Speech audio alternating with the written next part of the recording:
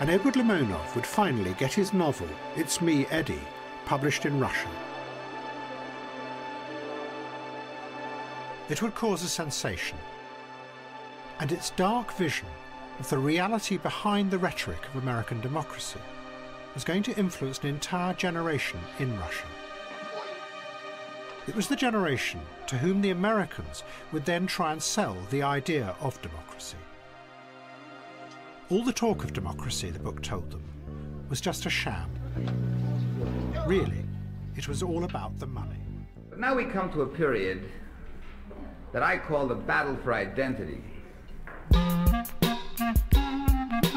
Lies my grandma told me. Yeah, superstitious devices. Lies my grandma told me. What? Urban mythological rules. Bubble mice, yeah. Salut les kids et bienvenue dans En attendant Godard, saison 15, épisode 14. Cette semaine d'émission Zen, Art de la guerre et Jeu de pouvoir. Et petite citation pour commencer, ça faisait longtemps, extrait d'un entretien avec Adam Curtis. En rejetant la politique de gauche dans les années 90, l'expression personnelle et la culture ont accouché de ce qui deviendra le conformisme de notre époque. Alors que pour moi, cette culture avec laquelle vous avez grandi et dont j'ai aussi participé à définir toute l'esthétique, j'ai toujours tenté de la garder connectée avec la politique. C'est quelque chose que je n'ai jamais pu mettre de côté. Au début des années 90, l'esthétique du sampling que vous évoquiez s'est vite écartée de tout engagement. Elle est juste devenue une sorte d'expérience de consommation. Si vous prenez l'ensemble de mes films, vous verrez que j'ai toujours tenté de les relier d'une façon ou une autre, de regarder à la fois le pouvoir et puis la politique d'une manière trash et stimulante. Il y a toujours eu chez moi cette voix qui me disait d'y revenir sous peine de perdre le spectateur et de rendre le film ennuyeux. C'est pourquoi tant de cinéastes ont eu une carrière très courte durant les années 90, ils n'avaient rien à dire. Eh oui, vous êtes bien dans En attendant Godard, l'émission de cinéma qu'elle est mieux que les autres. Et donc, vous l'aurez peut-être compris ce soir, donc nous parlerons de Adam Curtis à l'occasion de la parution d'un livre il y a 2 semaines chez Façonnage Édition, Pandore, le monde dans l'œil de Adam Curtis, qui a été coordonné par Jérôme Dittmar. Mais avant, nous parlerons de la ressortie demain dans les salles et ce soir à Rennes, juste après notre émission par exemple, de Ghost Dog, la voix du samouraï, le film de 1999 de Jim Jarmusch. Et pour parler de ce jeu au programme autour de cette table, il y a bien évidemment la fine fleur de la critique du Grand Ouest à ma gauche, toujours à ma gauche, il y a carrément Floret. Bonsoir Thibaut. Salut Thomas, salut à tous. Le docteur Erwan n'est pas des nôtres ce soir car il a eu l'excellente idée de s'exiler dans les terres du Nord Finistère à Lesneven, je crois. Par là-bas. Ouais, par là-bas, très loin, dans une région obscure. Et donc, malheureusement pour lui, il ne sera pas là pour parler de Ghost Dog. Mais à la mise en son de cette émission, bien évidemment, il y a Valentin. Bonsoir Valentin. Bonsoir. Et Justine doit se remettre des trans. Exactement. Elle m'a dit que clairement, elle ne pourrait pas être là car elle allait passer un week-end compliqué. Alors que bon, clairement, moi aussi, j'ai eu un week-end compliqué. Je ne vois pas le problème. J'ai réussi à me remettre, voilà. C'est l'expérience. Oui, voilà, c'est ça. Certains diraient peut-être l'alcoolisme, mais je sais pas. Bref, donc voilà, c'est le programme. Si on a le temps, je suis pas sûr, je vais pas faire de promesses cette fois. Peut-être que j'évoquerai le Saint-Omer de Alice Diop, mais c'est pas sûr. On verra. On verra. Et encore, avant de passer à la section critique de cette émission, quelques nouvelles neuves de tête de ligne.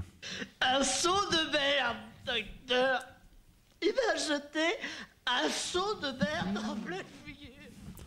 Alors, agenda local, eh bien demain, double programme spécial Jean-Baptiste Massuet, donc éminent comparse de cette émission, parce qu'à la fois demain, il présente au cinéma Arvor Qui veut la peau de Roger Rabbit de Robert Zemeckis, donc il présente le film, et après il y aura une rencontre avec lui pour parler un petit peu de Petit Mickey, tout ça, hybridation des images et compagnie. Et ça tombe bien, car demain sort aussi le nouveau livre de Jean-Baptiste, donc chez Jorg une maison d'édition suisse, si je ne m'abuse, donc consacrée au cinéma virtuel et tout ce genre de choses. En gros, toutes les expérimentations depuis le milieu des années 2000, jusqu'aux sorties récentes, on va dire. Et donc, bien sûr, nous reparlerons de tout ça avec monsieur Jean-Baptiste Massuet au mois de janvier, quand nous aurons bouffé son bouquin, et voilà. Et nous en profiterons pour parler aussi, bien évidemment, car le marketing est quand même bien fait. JB a mis les petits plats dans les grands, avec le film qui synthétise un peu tout ça, qui sort demain, qui est donc Avatar 2, La Voix de l'eau de James Cameron, la promo virale chez JB, ça ne déconne pas. Un homme du 21e siècle. Exactement, un homme de son temps. Pourtant, il n'est pas sur TikTok. Hein, mais non. Bon.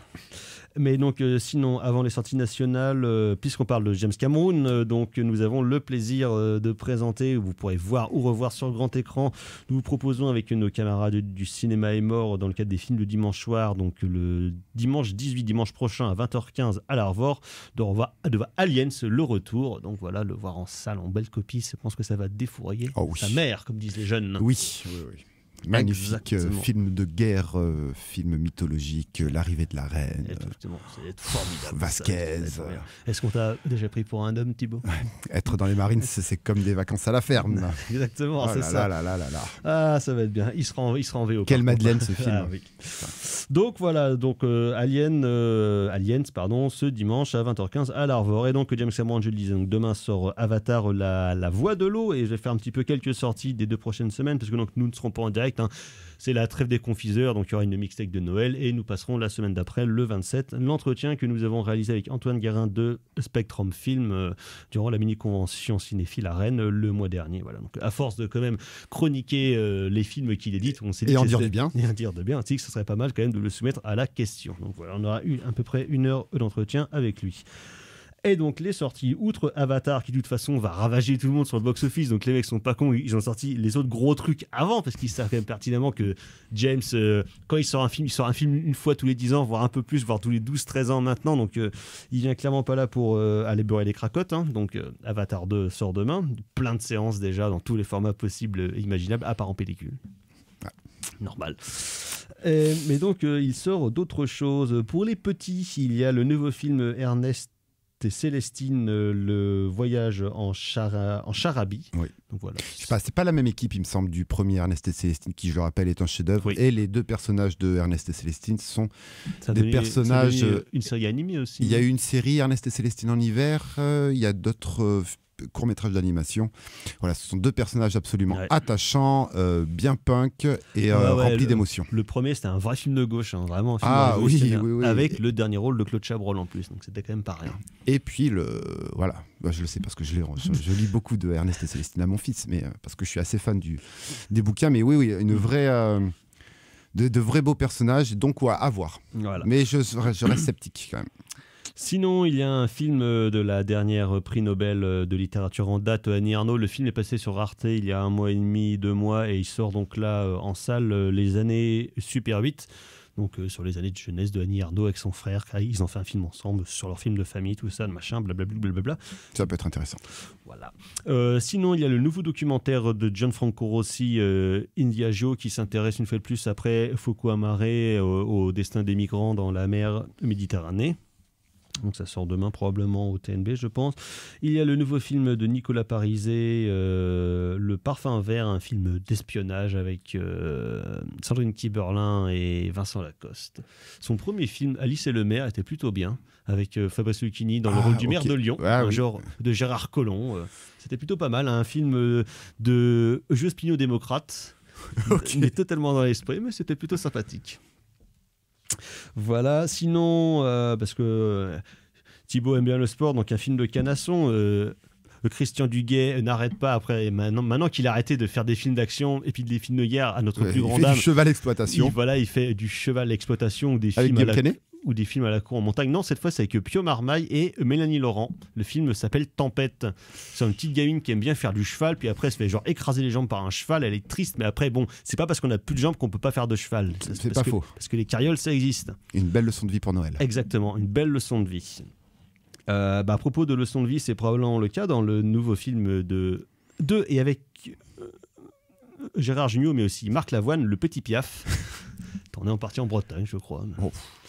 Voilà. Il a dit qu'il adorait passer ses vacances quand il était petit à Loch-Tudy. Donc voilà. Ah bah, Ça te rappelle des oui, vacances? c'est aussi, non. Voilà, sinon, il y a un biopic de Whitney Houston, I Wanna Dance With Somebody, qui sort. Ok. Dans un autre style, il y a un film sur le Caravage qui sort. Ok. Voilà, donc un film de peinture. Il y a un film qui a l'air hyper bien pour le coup, un film danois qui se passe en Islande, et pourtant Dieu sait que c'est deux pays que j'aime pas, hein, mais donc il s'appelle A Godland de Inlur Palmason, et d'après toutes les bandes annonces et tout ce que j'ai vu, un petit peu les critiques, ça a l'air herzogien en diable, Oui, ouais, et ça a l'air bien beau. Oui, ça a l'air super ça. J'espère que ça va passer chez nous parce que ça a l'air quand même mortel. Dans un autre style, il y a un film avec Mathilde Seigné, Cœur de rocker, dans lequel Mathilde, qui est une rockeuse, on sait, elle est punk, elle est rock'n'roll, elle est un peu comme Béatrice Dalle, quoi. Elle est genre engagée pour s'occuper d'une chorale de vieux et se dit ah c'est chiant les vieux, et en fait les vieux ça a du cœur et c'est rock'n'roll. C'est son Rock Academy en EHPAD. Voilà, c'est ça. EHPAD Academy. Un nouveau film de ce sous-genre qu'on adore en France qui est La Vieux-exploitation. Ouais. Sinon, à propos de vieux, il y a le nouveau film de Benoît Jacot qui est un documentaire avec Isabelle Huppert et Fabrice Lucchini qui s'appelle Parker sur leur représentation qu'ils ont fait au Festival d'Avignon. Donc je pense que ça va sentir le cabotinage effréné de tous les côtés. Ouais. Et pour finir, un peu bazardé à la va-vite en France, j'ai l'impression, il y a le nouveau film de Martin McDonagh, le réalisateur de In Bruges. C'était bien ça. Ouais, c'était super bien. Qui retrouve Brendan Gleeson et notre ami Colin Farrell pour les Banshees de Inisherin.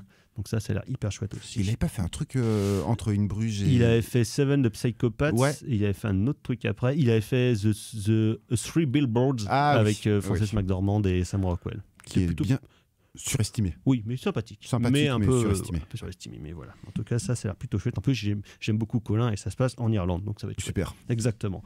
Donc voilà, c'est le programme un peu des 2 prochaines semaines, mais de toute façon, à la reprise en janvier, nous ferons bien évidemment le top parade de l'année 2022, des sorties de 2022, que ce soit en plateforme ou au cinéma. Et moi, je trouve personnellement que c'était une très bonne année. Il y a eu beaucoup de bonnes choses. Il y a eu de la merde aussi, et quand ça fait de la merde, ça n'a pas fait à côté, hein. Mais en tout cas, je trouve plein de bonnes choses. J'ai rien vu, moi. Mais voilà, Thibaut. Moi, j'ai fait que les ressorties Spectrum. Mais, ça marche pas, ça. Il me faut des films récents.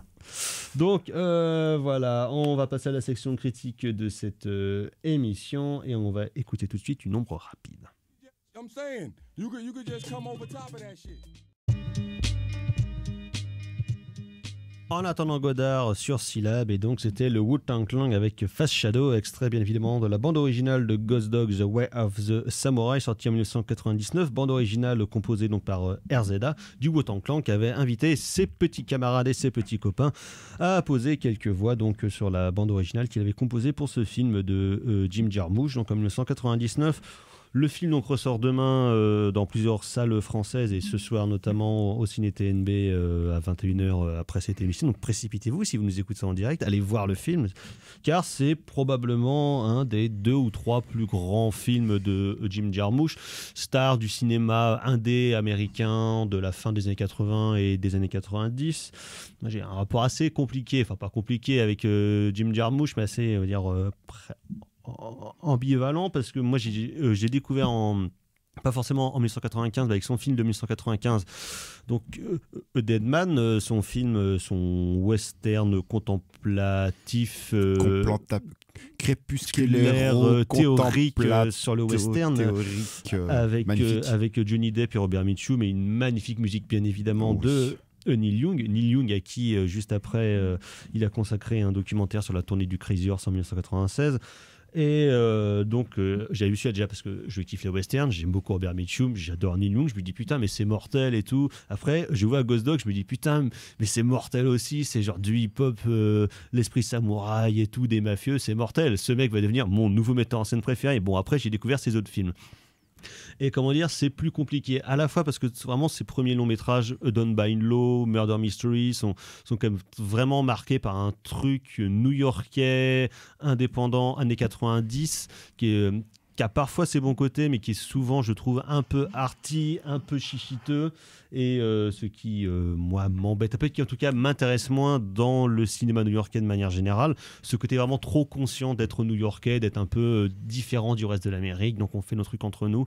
C'est ce qui est souvent le cas d'ailleurs des cinéastes de New York, qui sont un peu, je trouve, enfermés dans leur propre ville et n'arrivent pas à voir au-delà du périph', alors au maximum dans le New Jersey, comme c'est le cas dans le film de Jarmusch là avec Ghost Dog. Et les films qu'on fait par la suite, ils s'est un peu émancipé de New York, mais c'est pour faire des films qui sont clairement moins bons, qui aussi entre, je trouve, le sympathique et la grosse merde, comme son film de zombies, Then Don't Die. Il y avait des choses intéressantes dans son film de vampire, Only Lovers Left Alive, magnifique. Il y avait plutôt des bonnes choses. De temps en temps, il se reprend un petit peu. Il avait refait aussi un documentaire dont on avait parlé ici sur Iggy et les Stooges, comme dirait Philippe Manœuvre, qui était absolument abominable. Gimme Danger. C'est ça, Gimme Danger, qui était plus finalement l'histoire des Stooges vue par le point de vue de Iggy Pop, donc totalement mensonger et révisionniste, mais parce qu'avec son copain, donc c'est pour ça. Mais voilà, il y a un peu cette... alors qu'à la fin des années 90, Jarmusch, justement, je trouvais, prenait un envol presque romanesque, finalement, avec Denman et avec Ghost Dog, qui sont à la fois deux films de cinéphiles parce qu'ils revisitent des genres et des figures qui sont assez connues, que ce soit donc les différentes figures du western avec l'Indien, avec le propriétaire terrien, avec le jeune paumé un peu philosophe, il joue William Blake, je crois, dans Johnny Depp. Et dans Ghost Dog, là aussi, c'est pareil, ça va retravailler plusieurs choses. Donc à la fois les codes du polar, les codes presque un sous-genre en soi qui est le film de mafieux, pas de New York, mais du New Jersey, qui sont un peu les ploucs de New York, justement. C'est un peu toujours vu comme un peu les losers, enfin, ce que Bruce Springsteen a magnifiquement chanté dans les 3/4 de sa discographie, puisque le garçon est de Hoboken dans le New Jersey. Et donc, il retravaille à la fois ce côté-là du polar, il retravaille bien évidemment certains codes du film français, notamment une des grosses influences du film, c'est le Samouraï de Jean-Pierre Melville. Et donc, par ce prisme-là aussi, il va essayer de retravailler une certaine tendance, on va dire, du cinéma japonais des années 60, qui sera le film de tueur à gages, qui sont souvent empreints d'un certain code d'honneur un petit peu suranné, qui sont les codes d'honneur des samouraïs de l'ère médiévale. Et c'est pour ça que Forest Whitaker lit constamment dans le film le Hagakure, qui est le code d'honneur justement donc des samouraïs, et qu'il essaye d'y revenir assez régulièrement en le citant de manière plus ou moins heureuse, on va dire, dans le film. Et donc, film de tueur, film de code d'honneur, film de mafieux, tout ça sans l'être vraiment. Et je trouve que tout ça s'imbrique admirablement bien, à la fois dans la manière dont Jarmusch va représenter et filmer les choses. Rappelons quand même que le film est photographié par un des plus grands chefs opérateurs de toute l'histoire, donc Robbie Muller, qui est le chef-op historique de Wim Wenders notamment, mais pas seulement. Donc il a quand même, c'est un garçon qui avait toujours un grain particulier dans la caméra, une manière d'éclairer qui est absolument sublime. Il suffit de revoir L'Ami américain ou bien Paris, Texas de Robbie Muller pour voir un petit peu le génie que c'était. Il y a eu un très bon documentaire d'ailleurs qui a été consacré à Robbie Muller il y a une dizaine d'années, peu avant sa mort, que je recommande. Et avec ce film-là, donc en plus des genres cinématographiques, on va y revenir, il met par-dessus une autre couche qui est on va dire, la couche de la bande sonore. Donc, comme je disais, bande originale qui a été composée par RZA avec l'aide de ses petits camarades du Wu-Tang Clan. Et on sait aussi toutes les influences des cinémas d'Asie que les membres du Wu-Tang ont pu avoir sur leur propre musique. Leur fameux premier album, Enter the Shaolin Chamber, évidemment, référence au film de HK des années 70. Et donc, dans tout ce mix culturel-là, je trouve que Jarmusch arrive admirablement à faire ressentir quelque chose de particulier, à la fois quelque chose de la fin de siècle, parce qu'on sent une espèce de fatigue et comme une désillusion chez tous les personnages, que ce soit chez les vieux mafieux qui sont un peu dépassés par ce tueur à gages qu'ils ne comprennent pas parce qu'il communique qu'avec des pigeons voyageurs. Il a un code d'honneur qu'ils ne comprennent absolument pas. Et donc, comment est-ce que ce mec-là va mettre en place sa vendetta pour essayer de rattraper le merdier parce que ses commanditaires veulent le buter parce qu'il a plutôt bien fait son travail, justement. Donc Fleuret, je sais que vous êtes aussi assez partagé sur Jarmusch. Oui, alors si on reprend notre expérience personnelle Jim Jarmuschienne, moi j'ai découvert le cinéma de Jarmusch, voilà, en effet dans les années 90 parce que c'était l'époque et j'étais en âge de comprendre un petit peu. Je commençais à entrer vraiment en cinéphilie. D'autant qu'en plus, il apparaissait quand même déjà à l'époque, il faisait pas mal d'entretiens, il jouait dans les films des autres, c'était un peu et une on figure reconnaissait. connue de Et l'indé. puis il y avait sa tronche, les cheveux peroxydés blancs, les lunettes de soleil. Et en effet, Un pote avec Strummer et compagnie. il n'était pas Strummer, mais ouais, voilà, moi j'étais en âge de comprendre le cinéma de Jarmusch. Du coup, avec Deadman et avec Ghost Dog, et après, je suis replongé dans toute sa filmographie. J'ai vu tous ses films jusqu'à, en fait, finalement, Coffee and Cigarettes. Qui est un film à sketch qui est sorti en 2003, voilà. parce qu'il filmait un court-métrage entre chacun de ses films. C'est ça. Et donc voilà. Et en effet, comme toi, j'étais tombé un petit peu amoureux de ce cinéaste, à la fois intransigeant formellement, passionnant dans ce qu'il raconte et théoriquement et même en termes de personnages et d'émotions qu'il procure, parce que les films de Jim Jarmusch sont des films qui sont mélancoliques, pour ne pas dire tristes. Et en effet, Ghost Dog, on est en 99 et Ghost Dog sonne vraiment le glas d'une époque. Et c'est vrai que ces premiers films sont très marqués cinéma quasi arty, voire film universitaire, parce qu'ils sont très âpres. Permanent Vacation n'est pas évident, c'est un film qui n'est pas évident. En 1980, c'est son premier film, il en fait 4 durant les années 80. Après, tu as Mystery Train, tu as Strangers in Paradise, Don Bailo qui paradoxalement est un de ses films les plus connus et un de ces films que j'aime le moins. Moi, alors que c'est un film quand même magnifique. Parce qu'il y a Roberto Benigni. Peut-être. Mais il y a Tom Waits. Mais ça parle trop en fait, et le film m'avait ennuyé. J'avais adoré Mystery Train. C'est quand même souvent un peu un genre de prototype du cinéma new-yorkais, c'est que c'est quand même beaucoup de mecs qui parlent. Quoi. Ouais, voilà. Et des fois, ça ennuie. Qui parlent et pas forcément de manière intéressante. Et des fois, tu quand c'est comprends Charlie Linklater, par exemple, c'est cool quand tu vois juste des mecs qui glandent et qui parlent. Et Jarmusch, je sais pas si c'est leur conversation, mais des fois ça c'est passe moins enlevé. parce que dans Strangers in Paradise par exemple, où ça papote, c'est quasi un film qui se passe dans un appart avec des scènes pas loin de l'aéroport de JFK, je crois, il me semble, ou La Guardia, bon bref, passons. Jean-François Kennedy. Mais et le film reste quand même passionnant sur qu'est-ce qu'être un espèce d'outsider aux États-Unis dans les années 80. Donc le film est passionnant. Don Bailo m'avait un petit peu ennuyeux, et c'est vrai que avec Mystery Train, donc 89 si je ne m'abuse de mémoire, oui. Mystery Train et A Night on Earth 91, voilà, j'étais tombé sur quelque chose, voilà, son cinéma devenait plus ample. Il partait finalement de New York, et c'est peut-être en ça que j'avais trouvé cette partie de la filmographie, voilà, qui se dirigeait vers quelque chose de beaucoup plus ample, et que Jarmusch avait beaucoup plus de choses à dire, et arrive ce diptyque de films absolument grandioses, dont Deadman, un western crépusculaire, peut-être un des derniers vrais westerns avec L'Impitoyable qui sort peu ou prou à la même époque, de Clint. C'est 92. Donc on est sur un laps de temps de 3 ans. De 3 ans, donc on parle vraiment de dernier western. De toute façon, années 90, c'est pas la période phase du western. Non. Donc et en fait, c'est pour ça qu'on vraiment dit que Impitoyable, c'était le dernier western jamais réalisé. Et puis il arrive Ghost Dog. Mais voilà, ce sont des films qui restent quand même cernables. Et puis il arrive Ghost Dog. Et Ghost Dog, comme tu le dis, en fait, est un film qui est indéfinissable, et c'est ça sa plus grande force, et c'est pour ça qu'il est dans le haut du panier de la filmo de Jim Jarmusch. Je rajouterai dans sa filmo tardive Only Lovers Left Alive, que j'avais adoré, que j'ai revu récemment, que j'adore toujours autant, mais voilà, The Dead Don't Die, j'avais trouvé ça complètement con, mais peut-être qu'il faudrait que je le revoie. T'avais trouvé ça merdeux. Ouais, donc il faudrait peut-être que je le revoie. Et les autres films, Broken Flowers, j'avais trouvé ça un peu chiant.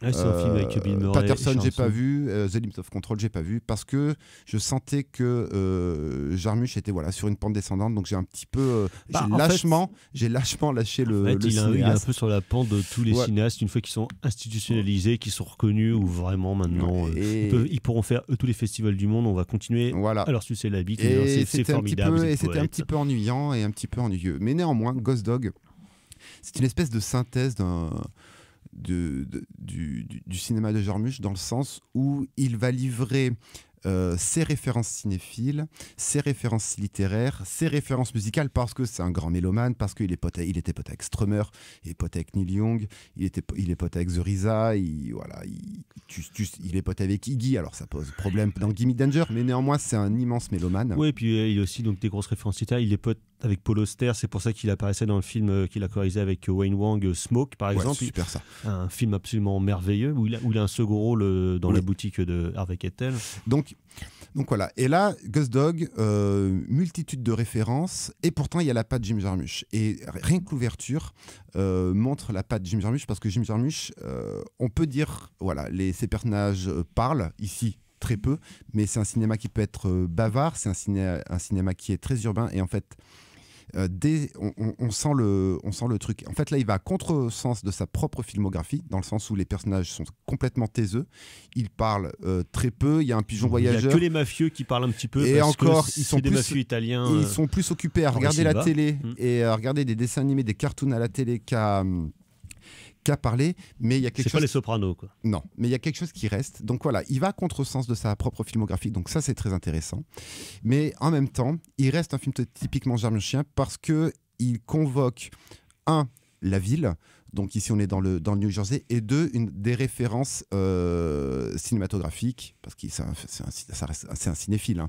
C'est quand même c'est un réalisateur universitaire, donc voilà, il a fait des études de cinéma, donc c'est un cinéphile, et des références musicales. Alors ici, il a casté, il y a Joe Strummer qui a joué dans ses films, il y a Screamy Joe Hawkins qui a été convoqué dans ses films, et on se pouvait dire le hip-hop, ouais, voilà, pourquoi pas. Mais en fait, c'est au cours d'une conversation, ils se sont rencontrés, au cours d'une conversation, il a proposé un truc à The RZA a fait OK, il n'y a pas de problème. Qui apparaît dans le film dans le rôle d'un collègue, d'un homologue de Forest Whitaker.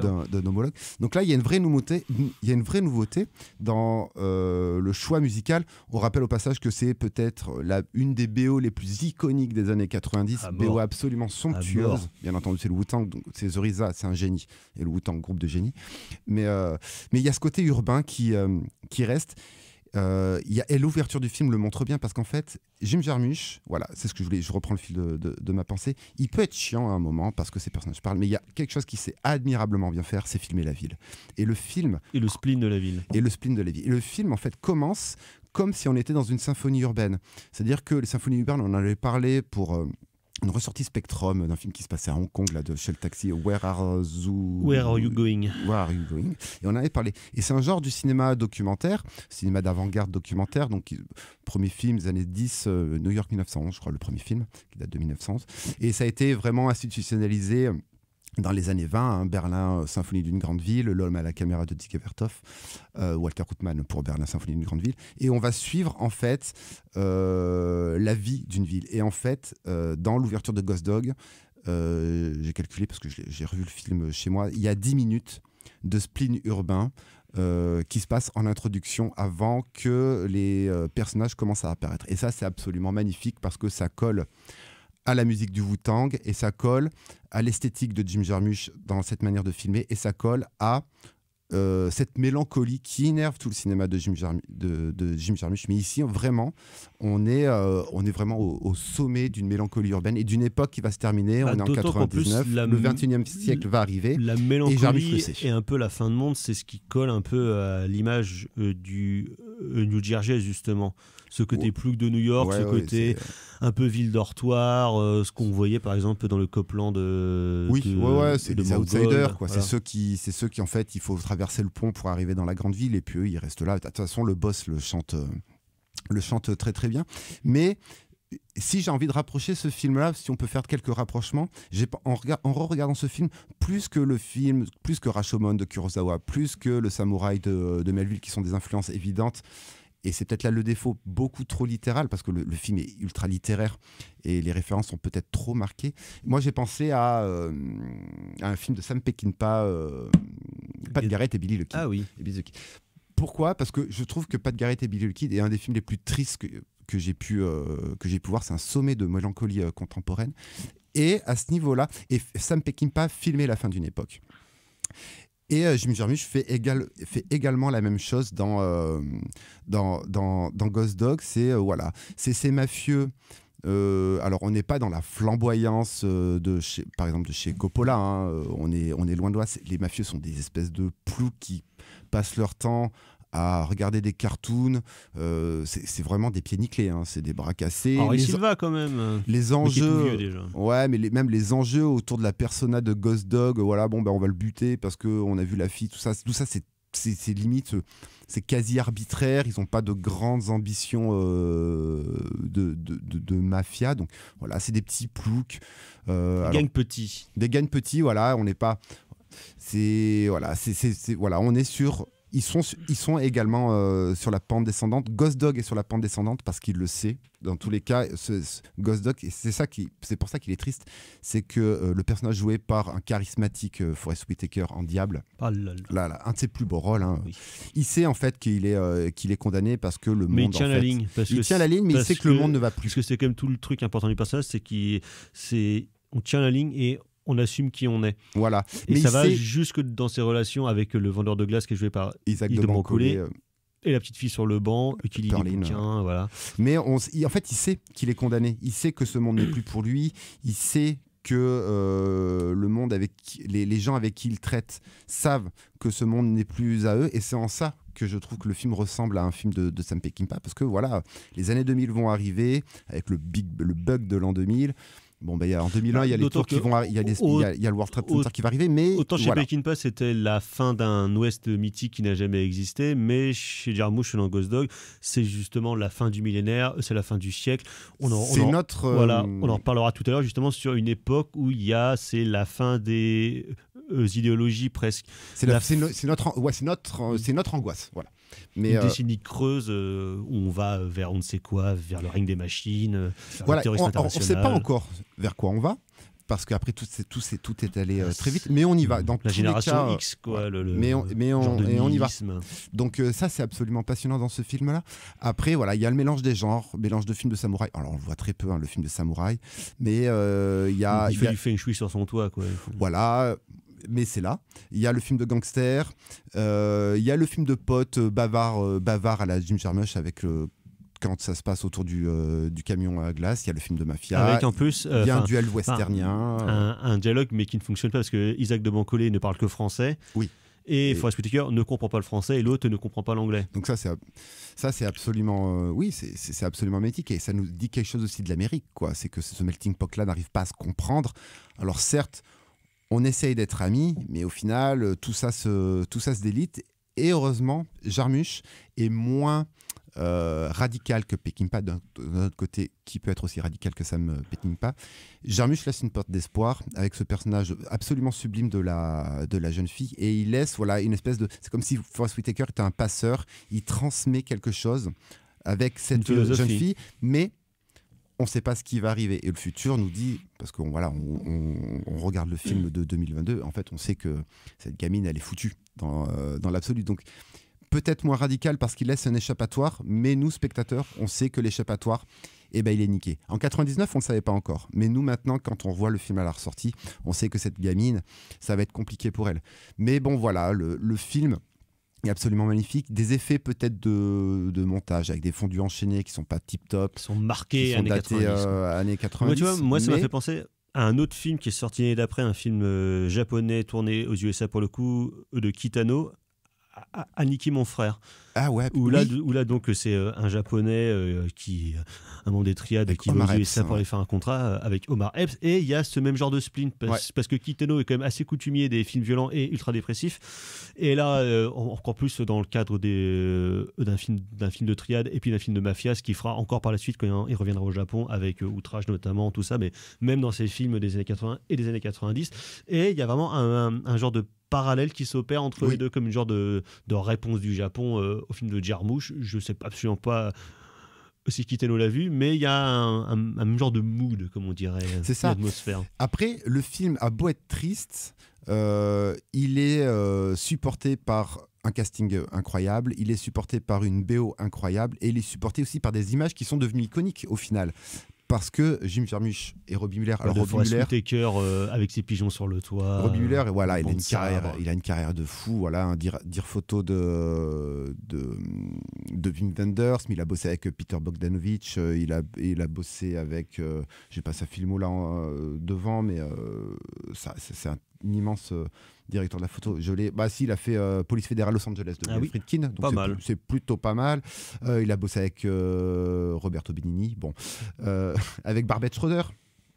Également avec Andrzej Wajda, avec John McNaughton, McDonald Glory, c'était pas mal ça. Ouais, c'est pas mal. Ouais. Ouais. Avec Lars von Trier, c'est vrai, sur Avec Breaking the Lars von Waves. Trier, oui. Il a dû bien en chier là, par Ouais. contre. Mais voilà, ce film-là reste parce qu'il y a des images, il y a une musique iconique, il y a des acteurs iconiques et il y a des images iconiques. Ça faisait très longtemps que j'avais pas vu Ghost Dog, et en fait je me suis rappelé de ce pigeon qui vole au début. Je me suis rappelé de Forest Whitaker qui met un CD dans le poste de la bagnole et qui déambule dans la ville. Ça c'est con. Et puis il y a ce plan absolument magnifique, panoramique absolument magnifique sur Ghost Dog, donc Forest Whitaker, un pied contre le mur. Et avec la voiture de mafieux qui arrive, et tu vois la tête de Whitaker, voilà, toute triste. Et ça, c'est une image qui est restée, en fait, au final, dans le cinéma américain contemporain. Donc voilà, c'est pour ça que ce film, dans l'absolu, des défauts, littéralité, effet un petit peu daté, mais ce film reste hyper important dans le cinéma dans le cinéma américain des années 90. Et Jim Jarmusch, malgré sa carrière En dents de scie. et surtout descendante depuis Coffee and Cigarettes, depuis 2003. 20 ans, quoi. Ouais, depuis 20 ans. Mis à part l'éclair Only Lovers Left Alive, voilà, on reste quand même sur un cinéaste qui a compté dans le cinéma américain contemporain. Et ça, au final, c'est pas rien parce que... mais qui a fait son temps, parce qu'il est trop marqué par ses décennies. En fait, il a peut-être fait son temps, c'est vrai. Mais il a livré, avec Deadman et Ghost Dog, deux immenses films du cinéma américain, voilà, on va dire des années 90. Et puis voilà, il faut revoir Strangers in Paradise, qui reste un très beau film. Mystery Train, moi j'avais adoré, j'adore ce film. Parce qu'il y a quelque chose de bizarre en fait là-dedans. A Night on Earth, c'est inégal parce que c'est un film à sketch, donc forcément il est inégal, mais qui reste très très beau. Donc voilà, à voir, à redécouvrir bien évidemment. Puis rien que au Cinoche, voir la zig de The Risa qui m'éclate les tympans, putain. Donc Ghost Dog, La Voix du Samouraï de Jim Jarmusch de 1999, qui ressort demain dans les salles françaises. On va passer à presque toute autre chose et on va être à l'amour comme à la guerre. C'est toi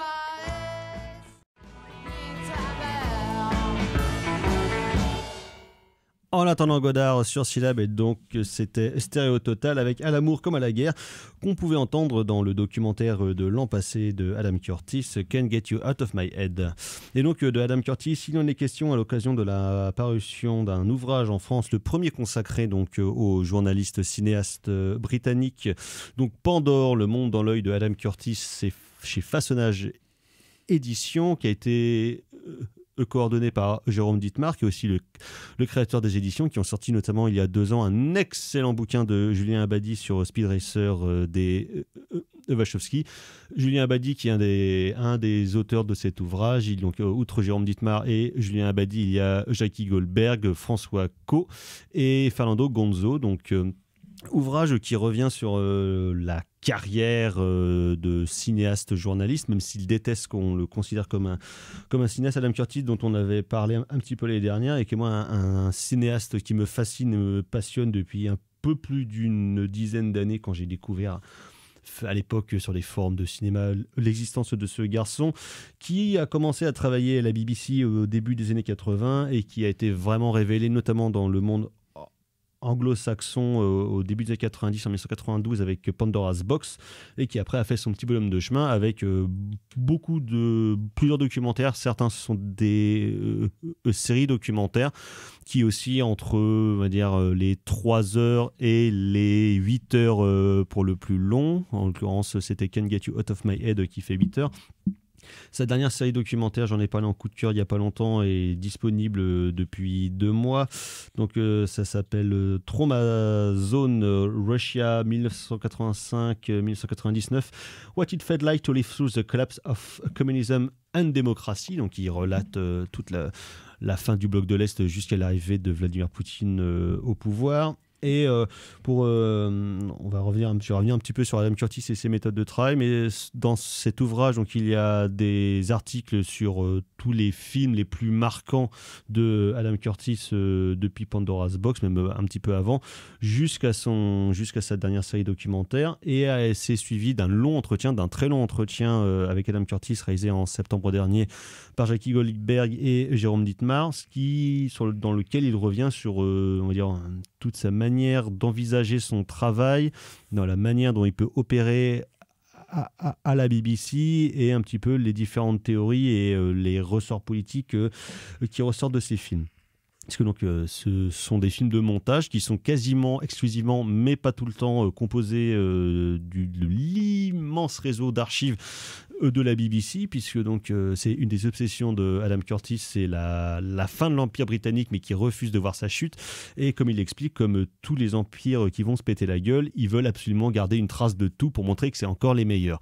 Et donc c'est pour ça que la BBC avait des bureaux un peu partout dans le monde, et donc y compris du côté du bloc de l'Est, et ils ont filmé absolument tout, et ils ont une quantité d'archives absolument phénoménale avec laquelle ils travaillent quasi exclusivement, et par-dessus lequel il met on va dire, une playlist toujours d'une qualité absolument imparable sur ces films. Donc il y aura à la fois donc que le stéréo total, il y aura les Mekons, il y aura les specials, mais il y a aussi quand même un goût assez prononcé pour la musique dark et la musique ambiante.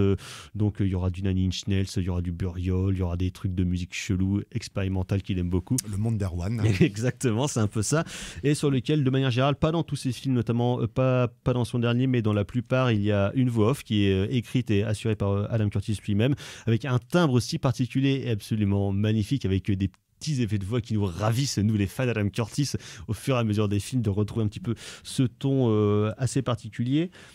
Et donc il est pas tout seul, mais il est presque tout seul à travailler sur ces documentaires. Il recherche lui-même les archives, avec souvent l'aide quand même de un comparse, on va dire, qui l'aide à retrouver un petit peu les films. Après, il va chez lui, et en fait, comme il dit, ce qui est important dans ces documentaires, c'est comme c'est un journaliste, il faut réussir à tenir en haleine et intéresser le spectateur. Donc c'est-à-dire qu'il faut trouver des histoires et trouver des ramifications entre ces histoires, ce qu'il arrive souvent à faire admirablement bien. Et effectivement, il y a un sens de la narration, un sens de l'histoire et un sens de déconstruction des mythes contemporains qui ont été mis en place par les grands gouvernements et par les grands États du XXe et du XXIe siècle. Donc en gros, l'Empire britannique, ou ce qu'il en reste, les États-Unis, la Russie et la Chine, qui sont souvent quand même les 4 grands composants de ces films, même si bien évidemment ça ne l'empêche pas de se balader dans d'autres régions du monde, car comme tous les régimes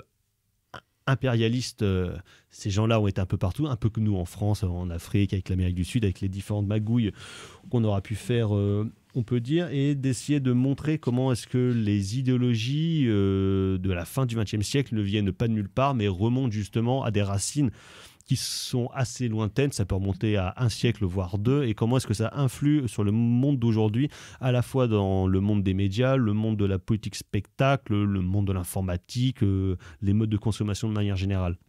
Tous ces thèmes-là ne sont pas toujours imbriqués dans ces films, mais c'est des thématiques qui reviennent de manière assez régulière.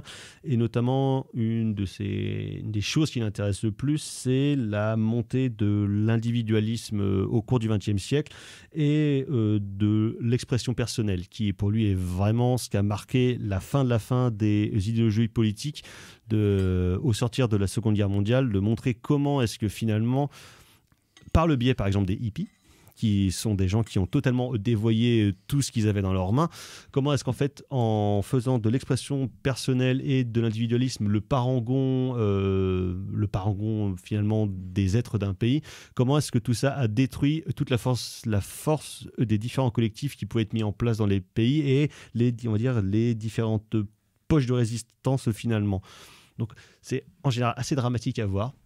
Si vous faites un petit marathon à Adam Curtis, c'est possible qu'à un moment donné, vous soyez comme un peu down, vous soyez un peu déprimé. Un peu déprimé, ça arrive. Encore que dans certains films, il y a quand même, je trouve, des lueurs d'espoir, notamment dans Can't Get You Out of My Head, donc qui sont plus longs, mais qui est hyper dramatique et ultra déprimant, mais où il y a assez régulièrement, je trouve, des rayons de soleil justement qui passent et qui traversent et qui sont analysés donc dans ce livre Pandore, Le monde dans l'œil de Adam Curtis, qui revient donc sur tous les différents aspects de sa filmographie, et notamment l'entretien, je trouve, est vraiment passionnant parce que c'est quelqu'un qui n'a pas l'air hyper facile en entretien parce qu'il refuse absolument de parler de lui, et comme il dit, sa fiche Wikipédia c'est que du bullshit, mais finalement c'est pas grave parce que moins vous en savez sur lui, sur son parcours personnel.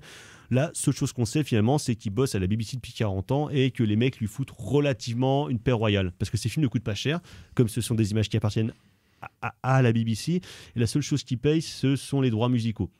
Donc ce qui finalement, ça va. Ce qui pour la BBC, et comme en plus c'est formidable parce que la BBC c'est vraiment le symbole médiatique de l'Empire britannique, mais qui se pète totalement la gueule et qui donc refuse de voir que ça se pète la gueule. Et lui, comme il dit, mais tant qu'ils ne s'en rendent pas compte et qu'ils continuent à balancer de l'argent n'importe comment, moi j'en profite justement pour faire des films et faire mon travail de journaliste, plutôt que de genre essayer de dire on va essayer de rattraper un peu le truc et tout. Finalement, on est sur le Titanic, on continue à jouer parce que nique sa mère et rock'n'roll. Et je trouve vraiment un aspect de sa personnalité qui ressort vraiment dans le bouquin, dans les différents textes et puis dans l'entretien. Son côté agite-propre dont parle Parawan dans la préface qu'il fait au livre, son côté un peu anarchiste, un peu fouteur de merde, même s'il a parfois eu des côtés ambigus parce qu'évidemment ce genre de documentaire intéresse absolument la complosphère. Sauf que Adam Curtis lui-même s'en détache très vite et il dit, il a explicité plusieurs fois justement que les limites narratives qu'il pouvait avoir donc sont récupérées par la complosphère parce que avec le tout est liage, avec on nous cache tout, on nous dit rien, machin. Sauf que Adam Curtis dit exactement l'inverse. On ne nous cache rien, justement, toutes les choses sont faites au grand jour. Et c'est pour ça que, au lieu de vouloir trouver un deep state, un réseau caché qui voudrait manipuler les gens, machin, c'est beaucoup plus simple que ça. Parce que tout est basé sur toutes les grandes théories politiques, depuis la Seconde Guerre mondiale, sont basées finalement sur des choses hyper rationnelles, donc presque sur des théorèmes mathématiques, qu'ils essayent de l'adapter au monde réel, finalement, à la conscience des gens, sauf qu'un être humain ne fonctionne pas comme un théorème mathématique. Et donc forcément, en essayant de faire passer ces choses-là au forceps, ça se pète la gueule. Et c'est pour ça que ça passe aussi dans sa forme, parce que donc, comme il travaille sur la fabrique des idéologies du XXe siècle, il va évidemment en utiliser les ressorts médiatiques, on va dire les plus connus, qui va donc être notamment de reprendre certains principes filmiques des films de propagande, que ce soit de la propagande soviétique ou bien de la propagande nazie, qui sont finalement peut-être les deux genres de cinéma les plus influents du siècle, que ce soit donc les films de propagande soviétique de Vertov, de Eisenstein ou bien de Pudovkin, qui en termes de montage, en termes de monstration, étaient repris par absolument tout le monde. Et à l'inverse, dans un autre côté du spectre de la représentation, la propagande nazie, notamment mise en place donc, par Rudolf Hess et par Goebbels et par leur cinéaste Leni Riefenstahl, bien qu'elle s'en défende, mais bon, elle est quand même sacrément couillonne aussi, celle-là. Donc ces mises en image là, et on va dire les symboles qu'ils ont représentés au fur et à mesure du XXe siècle sont repris par Adam Curtis pour les détourner presque, je trouve, comme une démarche que pouvaient avoir les situs Debord ou bien Sanguinetti dans les années 70, années 60 et puis années 70, à la fois parce que l'art était mort, donc on pouvait en faire absolument n'importe quoi. Donc on reprend des images, on reprend des formes, on reprend des figures pour leur faire dire quelque chose, mais avec un sens que a priori on connaît et qui finalement, par le prisme du montage, par le prisme de la musique, par le prisme du texte et de la voix off, aura un sens absolument différent. Donc c'est comment reprendre des codes et pour les casser, pour en fait finalement faire ressortir son travail de journaliste de manière beaucoup plus imposante et beaucoup plus impressionnante. Ouais. Alors, tu en as très bien parlé. C'est vrai que le bouquin... alors déjà, c'est un livre de poche, on les remercie. Oui, alors moi je connais... J'ai pas tout vu d'Adam Curtis, je vois un petit peu sa méthodologie de travail, je vois un petit peu les matériaux qu'il utilise. Par contre, le bouquin, j'ai pas eu le temps de le lire en entier, je l'ai survolé. Je pense que la grande force du bouquin, c'est déjà la concision des textes. En fait, Qui voilà. feront maximum 10 pages. Ça sur fait les maximum plus 10 gros pages, films. ce qui fait qu'en fait, on peut facilement se plonger dans la filmo, dans non, peut-être pas dans la filmo, dans le travail d'Adam Curtis. Parce que Moi, les je le textes- considère comme un metteur en scène, même si lui s'en défend, il fait un vrai travail de cinéaste. Parce que tu sens en fait que les auteurs aiment on va parler de cinéma. Oui, allez, parlons de Allez. cinéma, soyons fous. Aiment le cinéma d'Adam Curtis, qu'ils sont passionnés. Et en fait, ça se voit sur leur fil Twitter parce qu'ils étaient à la sortie du bouquin, donc le bouquin est tout récent. Il est sorti le 4 décembre. L'entretien date de septembre 2022 et je me souviens, j'ai vu passer ça sur le Twitter de Jackie Goldberg ou de je sais plus qui, ou de François, peut-être de François Co, où ils étaient très contents de montrer il y a une Aux formes des images, Ouais, il ils y a eu 2 ou 3 films Ouais, ils de étaient Adam très Curtis contents, en qui fait, sont passés en sa présence. de montrer le travail d'Adam Curtis. Et c'est des films qui, de toute en façon, France. ne passent jamais au cinéma, qui ne sont pas diffusés en France parce qu'ils sont disponibles uniquement sur le site de la BBC qui est bloqué en France normalement. Donc, de manière légale, entre guillemets, les films de Curtis sont invisibles en France. Ils Voilà. se trouvent Alors, un peu partout. Il y a hein. 2-3 trucs sur YouTube quand même. Il y a plusieurs. Il y a un site qui les répertorie Donc, tous. donc voilà, mais je pense qu'il nous en voudra pas trop. Non, enfin, il dit au contraire, il préfère que ça soit diffusé. Voilà, largement, donc c'est le meilleur moyen. du coup, le bouquin s'avère absolument passionnant parce que c'est très simple d'accès, alors que ces films, de par leur longueur, paraissent un petit peu difficiles. Et puis, de par leur thématique, tu dis, j'ai pas envie de me taper 8 heures de déprime, même si j'ai envie de comprendre le monde. Bon, au bout d'un moment, j'ai envie de te dire, j'ai envie de mater un petit peu. Tu peux autre faire un chose. petit marathon, là, t'en auras pour quelques jours. Mais donc ça, c'est la grande force. Et puis, il y a quelque chose qui est hyper intéressant dans le bouquin, c'est que ça mélange, c'est que ça convoque d'autres médiums. Ça Déjà, convoque- la préface est de Parawan. Alors, Parawan, c'est un musicien de musique électronique. Il a écrit quelques BO. Il est fan d'Akira, me semble-t-il, de la musique du film Akira de Otomo. Il a écrit pour les films de Céline Sciamma, notamment Bande de filles. Et dans l'entretien et dans le film, ça convoque de la littérature, ça convoque du jeu vidéo, ça convoque bien évidemment du cinéma, ça convoque John Carpenter, Godard. Alors ils sont, voilà, on dit oui ou on dit non, mais ça il veut convoque The surtout Red pas Dead qu'on le Redemption considère, 2 comme un artiste. Le mot l'horripile. et John Dos Passos, donc la littérature. Donc voilà, ça c'est ou Tom Clancy, là j'ai le livre C'est assez devant moi. transversal, effectivement. Et en fait, dans c'est ça les- qui est absolument dans les passionnant. arts et dans les approches qu'il va utiliser, qu'il va mêler. Parce qu'en fait, tout le monde en fait va trouver à boire et à manger chez Adam Curtis parce que le mec est protéiforme. Et les le textes en fi- plus sont vraiment vraiment bien parce Ouais. que tu sens que les mecs ils ont quand même ça a bien bossé. ça a bien bossé. Ouais. Notamment, mais parce que c'est mon petit chouchou, Julien Abadi, qui je trouve un journaliste absolument incroyable et qui écrit toujours. Donc et voilà. qui ça- écrit pas assez, Oui. qui écrit toujours très bien. Donc voilà, ça s'avère absolument passionnant. Le bouquin facile d'accès, les films peut-être un peu moins, mais voilà, il convoque tellement de références et, Ça donne envie et de de le revoir, en matériaux tout cas. que forcément chacun va trouver une porte d'entrée pour le cinéma d'Adam Curtis et pour ce bouquin-là, ce qui fait que c'est un ouvrage, déjà c'est le premier ouvrage et puis il est déjà un ouvrage de référence en Voilà. fait, tout Donc simplement. Pandore, le monde dans l'œil de Adam Curtis chez Façonnage Édition, et en tout cas bravo pour le travail les gars, c'était un grand plaisir de lecture. On va passer au coup de cœur. C'est de la merde. C'est de la merde. Je voudrais que tout le La monde merde. s'imprègne. Tout Merde. le monde s'imprègne de cette C'est vraiment de cette la notion plus de grande justice. merde des Extrêmement merdes. Carrément Floret, alors les coups de cœur. Ouais, pour parce cette qu'on fin les d'année. charrette. Hein. Oui. Coup de cœur en forme de Rest in Peace, Angelo Badalamenti, quoi, qui est un compositeur que j'ai toujours aimé. On lui pardonnera son écart chez José Dayan, mais bon, personne n'est parfait, comme Oui, dirait c'est l'autre. vrai, exactement. Donc Voilà, qui est voilà, Twin décédé le Peaks, week-end dernier. Mulholland Drive, qui est voilà, chef-d'œuvrissime. Donc voilà, Freddy 3, bien entendu. Oui. Hein, on l'oublie toujours celle-là, mais Chuck Russell, là. Ah ouais, Hein, il me semble, c'est ça. Ouais, hein, il me pas semble. mal.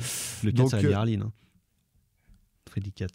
C'est le 4 ou c'est le 5 C'est le 4, je crois. En prison. C'est le 4 Freddy en Stephen, prison. Stephen Hopkins. Ah, Stephen Hopkins, peut-être. Ouais. Ah, oh, bon, bref, Bref. passons. Voilà, Angelo Badalamenti, immense compositeur qui nous a quittés aujourd'hui ou hier. sauf Hier, dire, je crois. voilà. Donc voilà, alors moi ce sera deux films qui n'ont rien à voir. Le premier c'est un film noir du début des 60 de Allen Baron, Blast of Silence, film ultra sec avec une voix absolument incroyable et une vision de New York totalement noire et désespérés. Je recommande chaudement. Et dans un autre genre, film de Eric Appel, le faux biopic de Al Yankovic, Weird, The Al Yankovic Story, avec Daniel Radcliffe dans le rôle donc, du chanteur parodiste américain. C'est incroyablement con, mais mais alors qu'est-ce que c'est drôle, j'ai rigolé, faire de Madonna une méchante nazie Borg, moi je trouve ça absolument magnifique. Donc voilà, Weird The Al Yankovic Story. Merci à Valentin à la mise en son de cette émission, merci Thibaut, on se retrouve en direct dans 2 semaines, c'est Mixtape Noël, donc la semaine prochaine, on se verra pour le Top Parade de 2022. Bonne fête de fin d'année à toutes et tous, prochaine émission, prochaine édition, ciao, bonsoir. Salut.